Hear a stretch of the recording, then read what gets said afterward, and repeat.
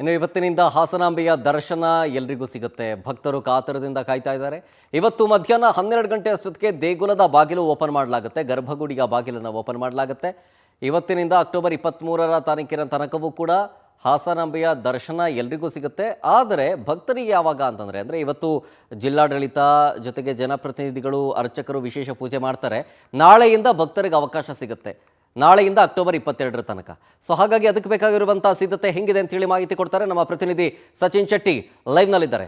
ಸಚಿನ್, 12 ಗಂಟೆ ಅಷ್ಟೊತ್ತಿಗೆ ದೇಗುಲದ ಗರ್ಭಗುಡಿ ಓಪನ್ ಆಗುತ್ತೆ. ಅದಕ್ಕಾಗ್ತಾ ಇರುವಂಥ ಪೂರ್ವ ತಯಾರಿಗಳು ಜೊತೆಗೆ VIP ಗೆಸ್ಟ್ಗಳು ಯಾರ್ಯಾರು ಬರ್ತಾ ಇದ್ದಾರೆ? ಶರತ್ ಏನು ಒಂದು ವರ್ಷದಿಂದ ವರ್ಷಕ್ಕೊಮ್ಮೆ ದರ್ಶನ ಕೊಡ್ತಕ್ಕಂಥ ಹಾಸನಾಂಬ ದೇವಿ ದರ್ಶನ ಇವತ್ತು ವಿದ್ಯುಕ್ತವಾಗಿ ಚಾಲನೆ ದೊರಕಲಿರ್ತಕ್ಕಂಥದ್ದು.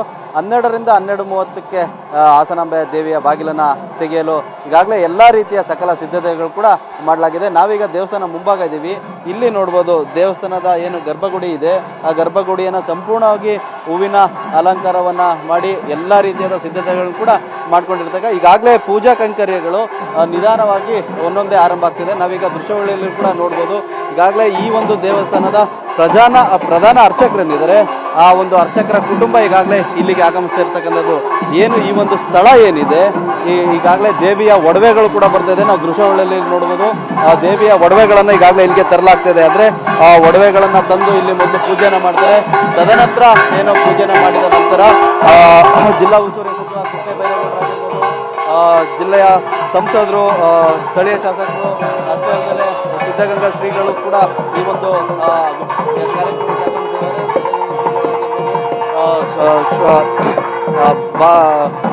ಸ್ವಾಮಿಗಳು ಕೂಡ ಬರ್ತಾ ಇದ್ದಾರೆ. ನೋಡ್ಬೋದು ದೃಶ್ಯಾವಳಿಗಳಲ್ಲಿ ಈಗಾಗಲೇ ಒಡವೆಗಳನ್ನ ತರ್ತಾ ಇದ್ದಾರೆ. ಈ ಒಂದು ದೇವಸ್ಥಾನದ ಪ್ರಧಾನ ಅರ್ಚಕರಾಗಿರ್ತಕ್ಕಂಥ ನಾಗರಾಜ್ ಭಟ್ ಅವರ ನೇತೃತ್ವದಲ್ಲಿ ಈ ಒಡವೆಗಳನ್ನೆಲ್ಲ ಈಗಾಗಲೇ ಇಲ್ಲಿಗೆ ತರಲಾಗ್ತಾ ಇದೆ. ತದನಂತರ ಅರಸು ಕುಟುಂಬ ವಂಶಸ್ಥರೇನಿದ್ದಾರೆ ಅವರು ಈ ಒಂದು ಬಾಳೆಕಂದನ ಇಲ್ಲಿ ಕಡಿಯುವ ಮುಖಾಂತರ ಈ ಒಂದು ದೇವಸ್ಥಾನದ ಬಾಗಿಲು ತೆರೆಯೋದಕ್ಕೆ ವಿದ್ಯುಕ್ತವಾಗಿ ಚಾಲನೆಯನ್ನು ಕೂಡ ಕೊಡಲಾಗಿದೆ. ಈಗ ನೋಡ್ಬೋದು ಶರತ್, ಈಗಾಗಲೇ ಈಗ ಅರ್ಚಕರು ದೇವಸ್ಥಾನದ ಒಳಗಡೆ ಪ್ರವೇಶ ಮಾಡ್ತಾ ಇದ್ದಾರೆ. ಇಲ್ಲಿಂದ ಗರ್ಭಗುಡಿ ಇನ್ನ ಒಳಭಾಗದಲ್ಲಿದೆ. ಇದು ಮೊದಲ ಬಾಗಿಲಾಗಿದೆ. ಈ ಒಂದು ಗರ್ಭಗುಡಿಯ ದ್ವಾರಕ ಬಾಗಿಲೇನಿದೆ ಆ ಬಾಗಿಲು ಇದಾಗಿದೆ. ಇದಾದ ಬಳಿಕ ಗರ್ಭಗುಡಿಯ ಒಳಭಾಗ ಮತ್ತೊಂದು ಬಾಗಿಲನ್ನು ಕೂಡ ಈಗ ನಾವು ನೋಡ್ಬೋದಾಗಿದೆ. ಆ ಒಂದು ಬಾಗಿಲಿಗೆ ಈಗಾಗಲೇ ಪೂಜೆ ಕೈಂಕರ್ಯಗಳು ಈಗ ಆರಂಭ ಆಗ್ತಿರ್ತಕ್ಕಂಥದ್ದು. ನಾಗರಾಜ್ ಭಟ್ ಅವರ ಕುಟುಂಬಸ್ಥರೇನಿದ್ದಾರೆ ಅವರೆಲ್ಲರೂ ಕೂಡ ಪೂಜೆಗೆ ಬೇಕಾದಂತ ಎಲ್ಲಾ ವಸ್ತುಗಳನ್ನ ತಂದು ಈಗಾಗಲೇ ಪೂಜೆಯನ್ನ ಮಾಡಲಿಕ್ಕೆ ಮುಂದಾಗಿರ್ತಕ್ಕಂಥ ನೋಡ್ತಾ ಇರ್ಬೋದು. ಪೂಜೆ ಕೈಂಕರ್ಯಗಳು ಆರಂಭ ಆಗಿದೆ. ಸರಿಸುಮಾರು 12ರಿಂದ 12:30ರ ಹೊತ್ತಿಗೆ ವಿದ್ಯುಕ್ತವಾಗಿ ಏನು ಹಾಸನಾಂಬ ದೇವಿಯ ದರ್ಶನ ನೀಡ್ತದೆ. ಈ ಒಂದು ಬಾಗಿಲು ಕಾಣಿಸ್ತಾ ಇದೆಯಲ್ಲ ಶರತ್, ಆ ಒಂದು ಬಾಗಿಲಿಗೆ ಈಗ ಪೂಜೆ ಆರಂಭ ಆಗಿರ್ತಕ್ಕಂಥದ್ದು. ಅಂದ್ರೆ ಬಾಗಿಲು ತೆರೆಯುವ ಮುನ್ನ ಮಾಡಬೇಕಾದಂತಹ ಪೂಜಾ ಕೈಂಕರ್ಯಗಳೆಲ್ಲವೂ ಕೂಡ ಈಗ ಆರಂಭ ಆಗಿದೆ. ನಾಗರಾಜ್ ಭಟ್ ಅವರ ನೇತೃತ್ವದಲ್ಲಿ ಈಗ ಆರಂಭ ಆಗಿದೆ. ಈಗ ಪೂಜೆನೂ ಕೂಡ ನಡೀತದೆ. ಇದಾದ ಬಳಿಕ ಜಿಲ್ಲಾ ಉಸ್ತುವಾರಿ ಸಚಿವರು ಕೂಡ ಇನ್ನೇನು ಕೆಲವೇ ಹೊತ್ತಿನಲ್ಲಿ ಈ ಹಾಸನಾಂಬ ದೇವಸ್ಥಾನಕ್ಕೆ ಬರ್ತಾರೆ.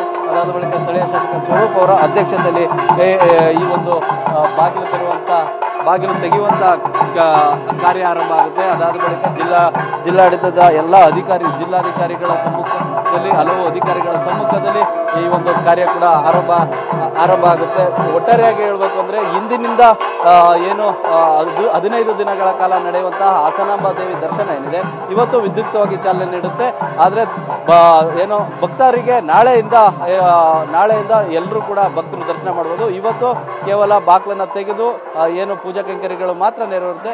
ಬಂದಂತಹ ಅಧಿಕಾರಿಗಳು, ಜನಪ್ರತಿನಿಧಿಗಳಿಗಷ್ಟೇ ಇವತ್ತು ಅವಕಾಶ ಇರುತ್ತೆ. ಇವತ್ತು ಮತ್ತೆ ಕೊನೆ ದಿನ 23ನೇ ತಾರೀಕು ಕೊನೆ ದಿನ ಇದೆ. ಈ 2 ದಿನ ಹೊರತುಪಡಿಸಿ ಉಳಿದ 13 ದಿನನೂ ಕೂಡ ಸಾರ್ವಜನಿಕ ದರ್ಶನಕ್ಕೆ ವ್ಯವಸ್ಥೆಯನ್ನ ಕೂಡ ಮಾಡಲಾಗಿರತಕ್ಕಂಥದ್ದು. ಶರತ್, ಥ್ಯಾಂಕ್ ಯು ಸಚಿನ್ ಶೆಟ್ಟಿ ಡೀಟೇಲ್ಸ್ಗಾಗಿ. ಈಗಷ್ಟೇ ನೋಡಿದ್ರಿ, ಪ್ರಧಾನ ಅರ್ಚಕರ ಕುಟುಂಬ ಬಂದು ಈ ದೇವಸ್ಥಾನದ ಬಾಗಿಲಿನ ಬಳಿ ವಿಶೇಷ ಪೂಜೆ ಪುನಸ್ಕಾರವನ್ನು ಮಾಡೋದಕ್ಕೆ, ಜೊತೆಗೆ ದೇವಸ್ಥಾನದ ಒಡವೆಗಳನ್ನು ಕೂಡ ತಗೊಂಡು ಬಂದಿದ್ದಾರೆ ಅಂಥೇಳಿ ನಮ್ಮ ಪ್ರತಿನಿಧಿಗಳು ಹೇಳ್ತಾ ಇದ್ರು. ಸೊ ಅದರ ಭಾಗವಾಗಿಯೇ ಆ ವಿಡಿಯೋ ಇನ್ನು ಸ್ವಲ್ಪ ಹೊತ್ತರಲ್ಲೇ ಇದರ ಪೂಜೆ ಪುನಸ್ಕಾರಗಳು ವಿಧಿವಿಧಾನಗಳು ನೆರವೇರುತ್ತೆ. ತದನಂತರ 12 ಗಂಟೆಗೆ ಗರ್ಭಗುಡಿಯ ಬಾಗಿಲು ಓಪನ್ ಆಗುತ್ತೆ.